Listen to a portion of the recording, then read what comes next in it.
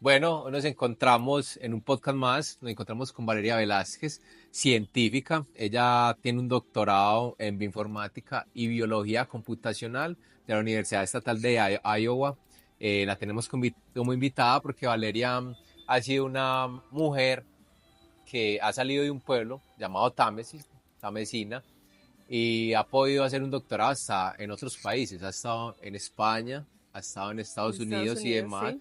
Una historia muy interesante porque ¿cuántas personas les gustaría ser científica? Valeria, a ver, cuéntanos, ¿quién sos vos? ¿Por qué es tan interesante tu historia? ¿Dónde estás trabajando ahora? Gracias, Alejo, y a todas las personas en tu audiencia por darme la oportunidad de venir hoy y contarles un poco sobre mí. Como dijiste, mi nombre es Valeria Velázquez, soy de aquí de Támesis. He tenido una trayectoria profesional de mucha dedicación, muchos años en la universidad hasta que finalmente pues terminé mi doctorado hace un par de años y actualmente me encuentro trabajando como científica en Estados Unidos. Es una empresa que se llama Greenlight Bioscience. Y bueno, trabajamos en uno de los retos más grandes actualmente en la agricultura, que es el desarrollo de biopesticidas, de nuevas moléculas que puedan ayudar digamos, tener una agricultura sustentable y ser más responsables con el medio ambiente. Hay algo muy curioso que usted medio me comentaba y es ese tema de los biopesticidas que traen con el ARN. ¿Cómo es ese tema? O Sí. sea, que llega y se le inyecta, solamente llega ese tema del ARN y solamente afecta a ese bicho. ¿Cómo funciona eso? A ver, ¿cómo es ese tema? Sí, eso es muy interesante porque, digamos, actualmente los pesticidas con los que contamos que son químicos, que son los que se utilizan para tratar enfermedades, plagas, e incluso herbicidas, no son específicos, o sea que son moléculas muy tóxicas a base de varios químicos que lo que hacen es, digamos, matar no solo el organismo de interés, sino muchos otros organismos que se encuentran en el ecosistema. Incluso algunos también pueden ser tóxicos para los humanos. Estas nuevas tecnologías que están llegando, lo que le estamos apostando es a tener cosas más dirigidas. Entonces, hacemos uso de todos estos conocimientos, por ejemplo, en biología molecular, que es donde viene esta tecnología del ARN. Digamos, la audiencia puede estar más familiarizada con este tipo de moléculas por las vacunas del COVID. Entonces, si Que, recordamos, en la época de la pandemia, uno de los grandes retos era venir y desarrollar una vacuna en muy corto tiempo. Normalmente una vacuna puede tardarse más de 10 años en desarrollarse, pero el mundo la desarrolló en meses, si recordamos bien, y es gracias a este tipo de tecnologías. Entonces, lo que hace es, estas moléculas del ARN hacen parte, digamos, naturalmente de las células de los organismos y nosotros las utilizamos para apagar genes. O sea, lo que hacemos es dirigir estas moléculas para que muy específicamente apaguen un gen de la plaga o la enfermedad de interés y entonces eso hace que ese organismo no se desarrolle y que muera, haciendo pues un control muy específico de ese organismo solamente, lo que hace que sea muy seguro para los humanos, para otros organismos que estén en el ecosistema y bueno, y que no tenga mucho residuo para que, digamos, podamos tener una agricultura que, como te dije antes, sea más sustentable. en Colombia ha pasado algo con el tema lo llaman Randall, ¿cierto? Que Sí, es súper malo y como que sí, el desarrolla glifosato, cáncer y sí. demás, ¿cierto? Entonces, para evitar como todo este tipo de pesticidas y demás es lo que se trabaja de Green Line Greenlight Bioscience. Sí, Bioscience. ese es Ok. el nombre de la empresa, exacto. ¿Cómo nació su interés por la informática? Bioinformática, biología computacional, ¿por qué nació ese interés? ¿Cómo fue el tema de eso? Yo diría que eso tardó muchos años, realmente para mí encontrar ese es un campo muy especializado que digamos desde que yo estaba en el colegio no tenía ni idea que existía, pues honestamente, pero que sí sabía yo, me gustaba la biología, me encantaba pues hacer teníamos un proyecto en el colegio en un humedal como para su conservación, entonces me empecé a meter mucho con la biología, especies, diferentes tipos de animales y plantas y luego también las matemáticas, entonces cuando estuve en la universidad ya fui conociendo más sobre diferentes campos de la biología y cómo se pueden integrar, como por ejemplo con matemáticas u otras áreas como estadística, y ya luego vino la bioinformática al final, que es como que, ok, actualmente se genera una gran cantidad de información biológica y es necesario tener un análisis de datos, digamos, en el siguiente nivel para poder entender toda esa información, hacer modelos y finalmente una predicción que ayude a responder una pregunta. Entonces ya ahí es cuando viene la bioinformática y la biología computacional como a dar la mano para ayudar a procesar todos esos datos. Usted me menciona todo eso y a mí se me hace muy curioso. Es como una niña, ¿cierto? De colegio, de una institución educativa de un pueblo, puede llegar a hacer un doctorado en España, ¿cierto? Bueno, una maestría en España y un doctorado en En Estados Estados Unidos, Unidos. sí. ¿Cómo fue esa educación en Támesis? O sea, ¿cómo fue que te inspiró educación en Támesis? ¿Fue muy difícil? ¿Usted sintió que le llenó vacíos en la universidad? ¿No? ¿Cómo fue ese tema aquí educativo en Támesis? Digamos que yo aquí en Támesis, bueno, hice la misma ruta que todos los tamesinos hacemos, ¿cierto? Desde la escuela primaria, el colegio.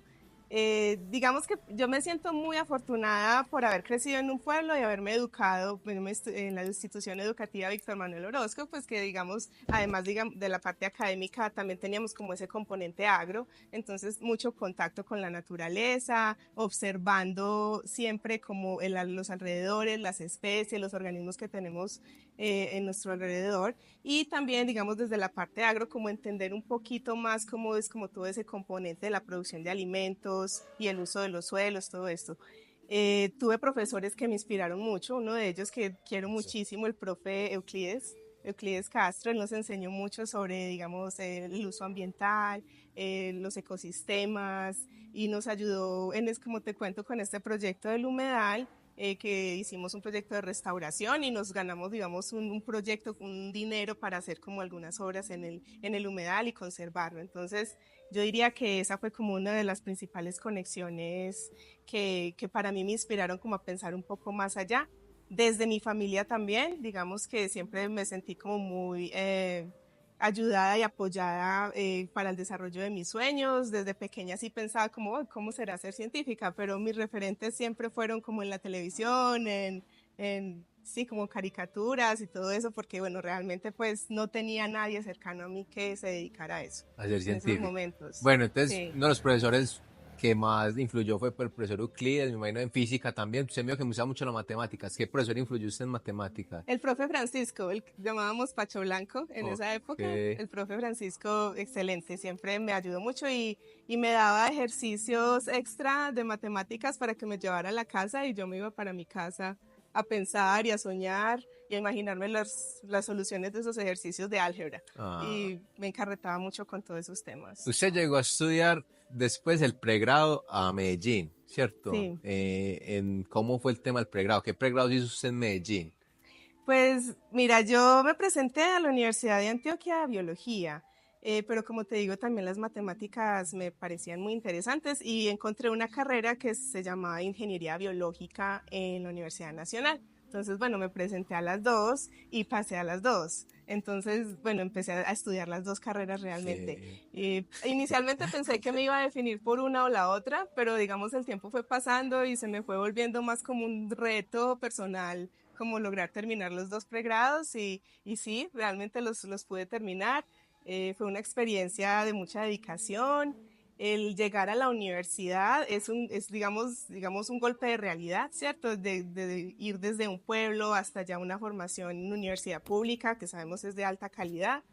Y realmente, pues fueron años muy bonitos, de mucho aprendizaje, de conocer personas de muchos lugares del país, estudiar juntos, aprender un montón de cosas de todas pues, las materias que vimos y tuve como mis primeros acercamientos a la investigación científica también en algunos laboratorios de la universidad. Cuando comenzaste en la universidad, ¿qué retos usted vio? Habían vacíos dentro de su formación Sí, académica de un pueblo a llegar a la universidad. ¿Qué vacíos habían? Sé qué fue lo que más notó la brecha, ¿qué más había? sí, la mayoría de las personas venían de colegios privados, realmente la calidad es una gran diferencia.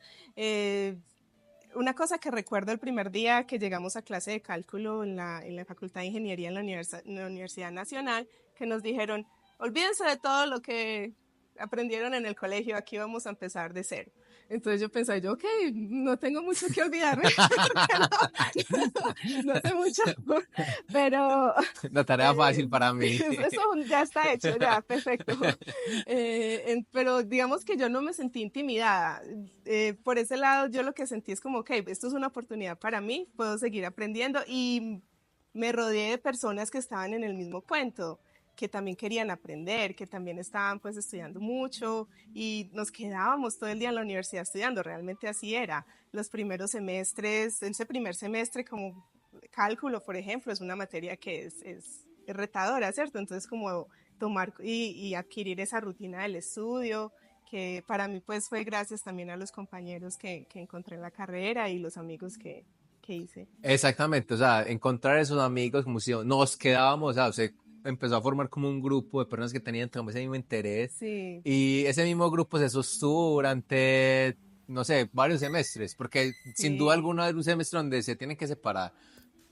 Sí, el grupo era un grupo muy grande, pero sí algunos, no sé si tú sabes que el porcentaje de deserción en la universidad pública es como el 50%. Entonces sí, muchos se retiraron, pero también otros nos quedamos e incluso algunos nos graduamos juntos. Ok. Creo que era un grupo como de 5 personas que nos graduamos juntas y siempre, no, todavía estamos en contacto realmente. Seguimos en contacto y digamos como mantener esos círculos para mí en la vida, digamos, ha sido esencial. ¿Y cómo fue el camino para llegar al doctorado? ¿Cómo fue ese camino? Paso a paso. Sí, pues bueno, como te conté en la universidad, yo tuve ya un primer acercamiento al trabajo en laboratorio, conocí profesores pues que habían hecho su doctorado afuera y habían regresado, estaban trabajando en investigación en la universidad y bueno, mientras empecé a trabajar en esos laboratorios y aprender sobre biología molecular y esos experimentos, empecé a ver otras personas que iban un poco más adelante en la carrera, por ejemplo, que estaban haciendo maestría o incluso haciendo doctorado en la universidad y veía que ellos aplicaban a becas. Entonces decía, escuchaba, oh, tal persona se ganó una beca Fulbright, se va a ir a hacer su doctorado a Estados Unidos, o oh, esta persona está aplicando a esta beca. Entonces yo empecé a pensar, wow, de pronto eso es lo que yo también tengo que hacer. Y empecé como a conversar más con ellos sobre esos procesos y aplicar a becas y apliqué a infinidad de becas mientras estaba terminando el segundo pregrado. Y bueno, fue muy de ensayo y error, porque como te dije, pues a nivel familiar y más personal no tenía mucha gente como referente para guiarme, pero bueno, yo con los profes y otros compañeros, como te digo, que estaban más adelante como mentores, empecé como a informarme más sobre esos temas. Como te dije, apliqué a muchas becas, toqué muchas puertas, en muchas me cerraron la puerta, no abrieron las puertas y me parece que es muy importante también hablar de eso, porque no todo en la vida son éxitos, ¿cierto? Para poder llegar a una fase donde uno pueda superarse a sí mismo, a veces van a haber no, a veces no se van a abrir las puertas, pero es importante seguir persistiendo, seguir buscando oportunidades y apoyándose de las personas que tenemos alrededor. Entonces, básicamente así fue como lo hice. Finalmente una beca me dio la oportunidad para irme a España a hacer mi maestría. Estuve en Valladolid a hacer mi maestría en investigación biomédica y como te digo, mientras hacía todo esto, yo seguía aplicando, siempre como, no sé, un año, año y medio antes de que sucedan las cosas, uno ya la tenía en la cabeza, esto es lo que sigue para mí y entonces en ese proceso ya después me dieron otra beca para el doctorado ya cuando había terminado la maestría. O sea, al fin y al cabo, todo el proceso académico en el exterior educativo se hizo a través de becas, de becas, de Sí. becas. Algo muy interesante que usted dice es el aprender de esos fracasos, ¿cierto? De los no, de que Ujú. la vida no siempre te va a entregar, vea, aquí tiene todo. Y Sí. es de persistir, persistir, persistir. Porque yo creo que el problema de muchas personas que apenas le dan el no, ay, no, eso no es para mí, entonces chao, chao, ¿cierto? No siguen insistiendo en esos temas. A mí me pasa algo similar, por ejemplo, en los videos. Hay veces videos suben mucho, otros son suaves, otros así, pero siempre está en la constancia de que llegue, llegue, llegue. Hay que trabajarle siempre a eso. Entonces, es un muy bonito mensaje que hay que tener, muy chévere. Algo que me comentabas, porque yo con Valeria ya he tenido algunos acercamientos, era el tema de que, bueno, el pregrado sí tuvo un apoyo de los padres para poder estudiar, Sí, pues mantenerse y todo ese tema, pero ya todo lo que fue por fuera del país fue a través de becas, fue a exacto. través de becas. Ese tema de las becas, ¿cómo funciona? O sea, si es posible que alguien siga estudiando, o sea, o usted fue un golpe de suerte de mucha gente, o cómo fue el tema ahí con esas becas, o cómo puedo yo aplicar a esas becas también. Sí, como te digo, siempre es como estar muy constante y conocer los requisitos de estos programas mucho tiempo de anticipación. Yo creería que eso es como una de las principales claves. Estos programas de becas, hay muchos programas, o sea, hay infinidad de cosas a las que uno se puede presentar. Entonces, yo creería que hay que primero identificar qué programas son los que me interesan y empezar a ver, como te digo, los requisitos y qué puedo hacer yo desde en la posición en la que estoy actualmente para llegar más a ser ese candidato que están pidiendo en ese programa, ¿cierto? Entonces, por ejemplo, si yo estoy en mi pregrado y quiero buscarme una beca de maestría en el exterior, entonces empiezo a mirar, ok, de pronto lo que puedo hacer es participar en otros programas extracurriculares mientras todavía estoy en la universidad, trabajar con algún profe en la universidad, no sé, dependiendo del área, pero en el área mía, en un laboratorio, ¿cierto? Entonces tengo ya experiencia de investigación. Si se da la oportunidad de escribir un paper, un artículo científico, también hacerlo y tener como todos estos tipos de diferentes elementos listos para el momento de la presentación. Algunas becas te piden inglés, ¿cierto? Entonces, bueno, eso es un gran requisito y yo diría que uno de los mayores consejos que le puedo dar a cualquier persona en cualquier área, aprendan inglés, eso es un gran plus y te da muchas otras oportunidades, tanto profesionales como, por ejemplo, en las becas. Entonces se trata de eso, hablen con personas que ya hayan pasado por ese proceso, infórmense, busquen consejo en mentores que sepan y que ya hayan pasado por esos procesos también, pero es completamente posible. Estudiar con becas, irse a otro país y hacerlo, yo lo hice y conozco muchas personas que lo han hecho, entonces te digo que sí es posible. Última pregunta para que pasemos a una dinámica y es el tema del sistema educativo. ¿Cómo es adaptarse a un sistema educativo diferente? ¿Qué retos hubo ahí en los sistemas educativos? ¿Cómo fue el sistema educativo colombiano? ¿Qué falencia les ves frente al español, cierto? Frente al estadounidense. Sí, es una pregunta muy interesante porque sí, realmente son sistemas muy diferentes y como estudiante uno debe adaptarse para entender y navegar esos sistemas. Para mí fue también ensayo y error, como te digo, por ejemplo, empezar en la universidad, de colegio a universidad, yo sentí como, wow, es un gran paso y adaptarse ya a la vida universitaria. Fue algo similar cuando me fui a estudiar a España y cuando me fui a estudiar a Estados Unidos. ¿Qué recuerdo yo, por ejemplo, del sistema español comparado con el colombiano?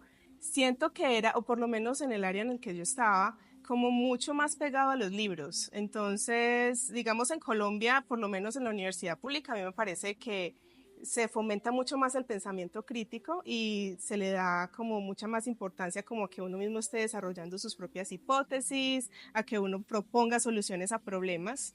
Pero en España me encontré con algo muy diferente. Yo iba muy al punto en mis respuestas de los exámenes, por ejemplo. Allá lo que yo me encontré era que les gustaba mucho que yo hablara mucho de la parte teórica. Entonces me tocaba ponerme a escribir y a escribir y a escribir un carretazo, básicamente, como para que les gustara las respuestas mías, sabiendo que realmente para mí lo más importante era como la conclusión, pero a ellos les gustaba, era como expándanse en todo como el marco teórico del problema en el que estamos hablando, ¿cierto? Ok. Eso fue como principalmente para España ese. Y luego en Estados Unidos, y ya por el tema ya del ser el doctorado, porque ya cuando uno llega a la etapa del doctorado ya es como, realmente uno llega es como a solucionar problemas por los cuales no hay una solución, ¿cierto? O sea, resuelva algo que no tiene solución todavía, ¿cierto? Invéntese los métodos y los procesos para solucionar este problema. Entonces era mucho más independiente. Las clases del doctorado era como mucho más discusiones, ¿cierto? No era tan teórico, pero era mucho más como interactivo, de conversar con otras personas, otros estudiantes, de discutir un problema. Y bueno, lo que sí no me gustó mucho del sistema gringo en cuanto a las notas, y yo pienso que hacen trampa en eso, creería Ajá. yo, es porque ellos curvan las notas. Curvan. Ellos curvan las notas. Aquí en Colombia tú sacas un 3 y ese es un 3. Aquí en todas partes, ¿cierto? O un 4. Ajá. Allá no, allá te dan un porcentaje. Sí te califican tus exámenes, digamos, de 0 a 10. Pero luego ya para tu nota final, ellos toman las notas de todas las personas y hacen una curva normal. Entonces lo que hacen es como que, ok, entonces te garantizo que tanto porcentaje va a ganar la materia. Ah, Dependiendo de las notas de los demás, te dan tu nota. Entonces, yo, digamos, al principio en una de las primeras materias que vi oh, allá, que era duro. una estadística que era difícil, y yo estaba un poco nerviosa y yo estoy estudiando mucho para esto, me estoy matando y veo estos porcentajes en estos exámenes y yo no sé si yo voy a ganar o perder esta materia, porque dependía como de las notas de los demás. Para mí era como que, ay, no me logro ubicar, no sé si me está yendo bien o mal. Ya al final pues vi que me fue muy bien, pero era como que dependes de las notas de los otros. Entonces, por ejemplo, un 4 que es como la nota máxima, o la A+, el A más, que es Ajá. que la nota gringa, para nosotros, si lo conviertes a una nota colombiana, es como más de 4,7. Entonces yo decía, wow, tengo que sacarme un 95% en todo para sacar esa nota, pero realmente no. Con un 80%, 75%, aún puedes ser A plus o un 4, ¿cierto? Entonces era como, eso al principio Uy, fue muy enredado. súper loco Sí, ese tema. Pero entonces se puede decir que el sistema gringo fomenta mucho más el trabajo en equipo sí, o qué, sí, en algunas materias sí, sí lo en alguna. fomenta. Y la otra cosa es que hace ver a los estudiantes más brillantes que lo que son. Ah, ok, Sí, sí, ok. porque ellos se aseguran que un porcentaje alto pase la materia. Entonces, esos pequeños outliers o personas que hacen un poquito más que el promedio, les sale con notas excelentes. Pero yo creo que eso es, a ver, bueno, en el sentido de que lo llamamos como un sesgo confirmativo, ¿cierto? De apropiación, yo qué sé, por el tema de que tú te la crees. Y el tema es que si usted la cree, hace que el mundo la crea. Si usted dice, ah, no, es que yo yo soy inteligente, eso puede llegar a ser. Y yo creo que es uno de Sí. los temas que la otra vez hablábamos, era es que si usted se considera superdotada, ¿y usted qué me dice? ¿Usted se considera superdotada? No, yo te dije que no, yo no me considero superdotada. Sí te debo decir que he sido una persona muy dedicada y yo creo que la constancia y la dedicación vence cualquier cosa. Y si uno se siente apasionado por un área, le mete mucho más tiempo y se dedica más y aprende más, pues obviamente se va a alejar del promedio en cuanto a conocer y saber sobre esa área, ¿cierto? Pero no, no me considero superdotada. Mi familia sí desde pequeña recuerdo mucho que me decían eso, que yo era muy inteligente, que desde pequeñita, no sé, ya hablaba tal cosa, o me sabía los colores, todo este tipo de cositas. Siempre crecí con eso en mi cabeza y yo estaba muy convencida que yo era muy inteligente. O sea, nunca tuve dudas mientras estaba creciendo y creo que eso me dio mucha confianza también, como para Entonces, emprender esas puede ser otras un consejo cosas. también para los familiares, o sea, a los niños hay que decirles, usted es muy inteligente, usted es capaz, usted puede Claro, con eso. Siempre estar sí. fomentando ese pensamiento y logrando esos pensamientos positivos. Sí, a las niñas, sobre todo pienso mucho en las niñas, porque a las niñas les decimos que son muy lindas y que es cierto, o sea, es como el principal halago que Ah, buscamos darle a las chicas, a las niñas, a las jóvenes. Pero démosles otros halagos, digámosle que son muy inteligentes, que son muy capaces, pueden ser muy ok, independientes, pueden hacer muchas otras cosas. súper. Pensemos en otros halagos también. Ya saben que hay otros tipos de halagos que hay que a la chica, es verdad, yo estoy de acuerdo con eso. Pero a ver, tenemos una dinámica, es algo rápido. Yo te voy a hacer unas preguntas y tú vas a responder lo más rápido, ¿cierto? No, no tenemos que profundizar en ellas. Entonces serían así. Vamos a comenzar con las preguntas. Listo, preparada. Listo. No son de sí o de no, son varias. Un libro que recomiendes. Ensayo sobre la ceguera de Saramago. Ah, ok. Tu mayor miedo en la ciencia. La aplicación de la ciencia. Ahora estamos haciendo cosas increíbles y dependiendo de cómo las apliquemos, podemos hacerle mucho bien o mucho mal a la humanidad. Ok. Siempre ha pasado. Mira el tema, pues con la bomba atómica, eso no. Tu peor metida de patas en la universidad. Ay, una vez que me quedé dormida para un examen, eran las 6 de la mañana, me quedé dormida, llegué súper tarde, como una hora tarde al examen. Pero bueno, pasé el examen muy raspada, pero bueno, ¿Pero en dónde? en la Aquí. nacional. Ah, ok. Algo que la gente asume de ti, pero no es cierto. Ay, no sé qué decirte. Muchas veces creo que la gente no cree que yo me dedico a lo que me dedico. Eso he notado. Y cuando ya me conocen y ven, y como que, wow, se sorprenden al ver que me dedico a la ciencia. Ok. ¿Qué palabra describe tu vida académica? Yo diría dedicación y mucha pasión. Las dos creo que la definen. Ok. Lo más extraño que has aprendido en tu campo. Son tantas cosas, Alejandro. Cuando uno trabaja con biología, creo que la única regla es que hay excepciones a todo. Entonces, hay organismos que son rarísimos. Por ejemplo, los tarquígrados que aguantan no, de muchos tipos de condiciones ambientales, pueden vivir casi que en el espacio Oh, exterior. sí, yo he escuchado sobre ellos, Sí, sí. y hay muchos otros ejemplos. La determinación sexual en tortugas, por ejemplo, que depende de la temperatura. Entonces, si está muy caliente, nacen solo hembras, por ejemplo. Todos esos tipos de mecanismos. Hay muchos ejemplos, pero nos quedaríamos Ok, aquí ok. conversando. Sí. Es que, no, por eso sí no me gusta. ¿Ciencia o ciencia ficción? Ciencia, aunque estamos ya casi ahí, casi no hay como el límite está ya muy difuso entre las Bueno, dos. ¿cuáles son los hobbies de Valeria? Bueno, a mí el tiempo que me queda libre es pequeño, es corto, pero digamos en mi tiempo libre, aparte de estar con amigos y familia, descansar, me gusta mucho pajarear, me gusta salir a buscar aves, aprender sobre, como te digo, por ejemplo, aves y plantas también. Me encanta también la jardinería. Tengo una colección de orquídeas en mi casa, entonces siempre estoy como haciendo cosas con ellas. Yo diría que ya básicamente es eso, no mucho más allá. No mucho más, no mucho más de eso, simple, sencillo. ¿Qué serie te gusta ver o qué serie te ha impactado más o que digas, wow, esa es mi serie favorita, un top 3 para Valeria? Me gustó mucho Game of Thrones, las primeras temporadas, al final ya me decepcioné un poco. A ver, ¿qué otra serie me ha gustado? Friends me gusta, aprendí Sí. inglés con Friends. Ah, Es muy buena, la recomiendo para aprender inglés. Y pongamos algo en Colombia, Betty la Fea es un clásico, me encanta Betty la Fea. yo me quiero ir también Big Bang Theory, ¿has visto? Sí, sí, Es esa era buena, súper, sí, me encanta también. es muy buena. Valeria, ¿qué perjuicios has encontrado vos en tu campo?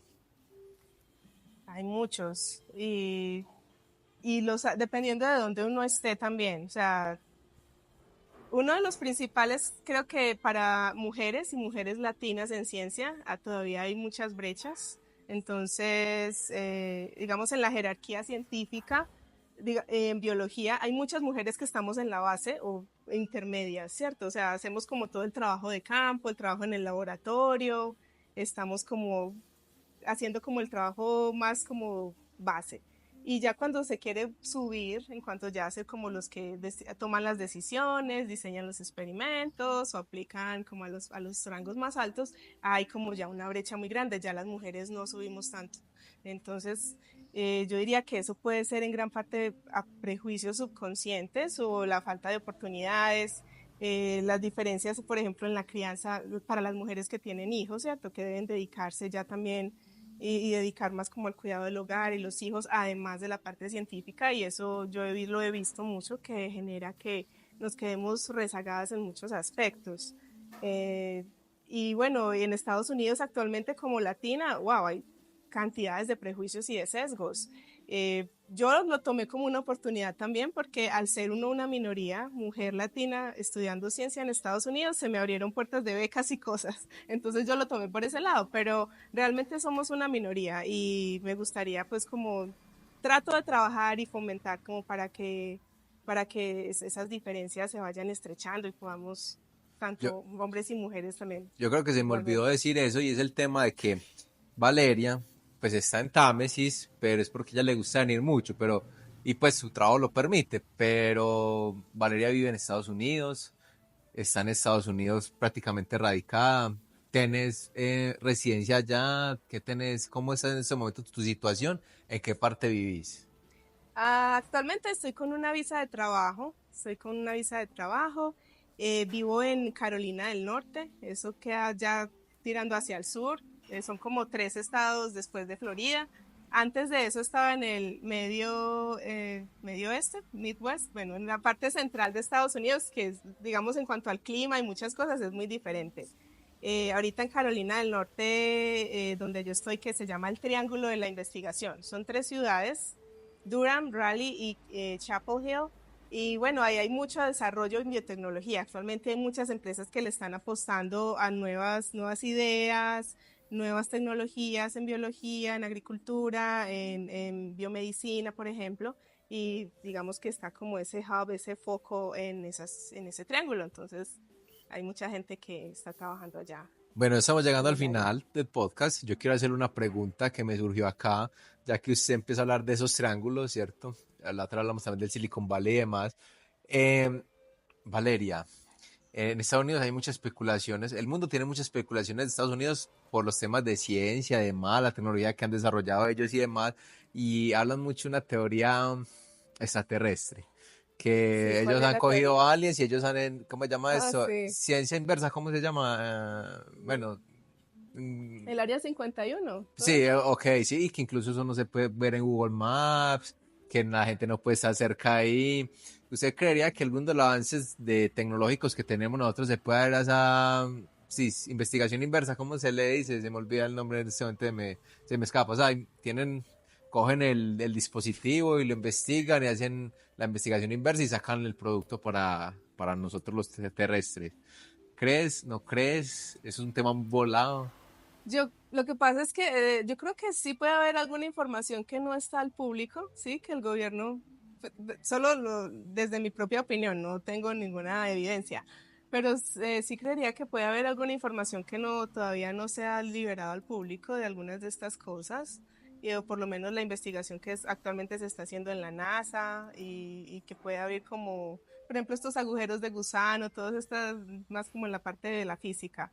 Eh, que si se puede hacer ese tipo de investigación, sí, claro que sí. Incluso no nos tenemos que ir a sociedades extraterrestres. Con nuestras propias sociedades antiguas Ok, sí. tenemos un ejemplo, ¿verdad? Como lo que se ha hecho en el antiguo Egipto, cómo por ejemplo, se han descifrado idiomas que ya están lenguas muertas, ¿cierto? Que ya actualmente no se hablan, pero sí tenemos esa capacidad de entender el mundo o de ver un dispositivo o un lenguaje, una tecnología antigua o de otro que no hemos desarrollado y entender cómo se hace, porque todo tiene las mismas bases físicas y tenemos, yo diría que con física y matemáticas, la conjunción entre las dos se puede entender y hacer como Y no hay esa que ciencia dudar, inversa. y no hay que dudar y no hay que dudar que el mundo tuvo pues una pérdida muy grande, ¿cierto? De conocimientos. Hay muchos Sí, conocimientos que no se transcribieron, otros que se quemaron en bibliotecas antiguas y demás. exactamente. Entonces ahí se puede haber un atraso, pues, y que también,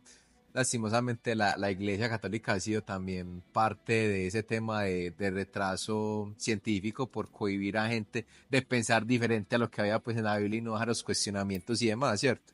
Pero bueno. Dos preguntas para ir terminando. Y es que acá te admiramos, vale, te admiramos, te Gracias, felicitamos muchas gracias, por ser... Alejo.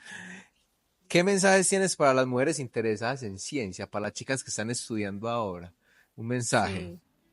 Bueno, a las chicas que estén interesadas en ciencia, quiero decirles que no se rindan, siempre perseveren en todos esos anhelos y pasiones que tienen para su desarrollo profesional. Rodéense de personas, busquen aliados, personas que las apoyen, que las entiendan, que les ayuden a pasar sobre todo ese tipo de dificultades que se puedan presentar en la búsqueda de esas oportunidades y siempre piensen en la sororidad, porque entre mujeres nos apoyamos y tenemos una gran red digamos, fomentar todos esos desarrollos y el desarrollo profesional. Ok.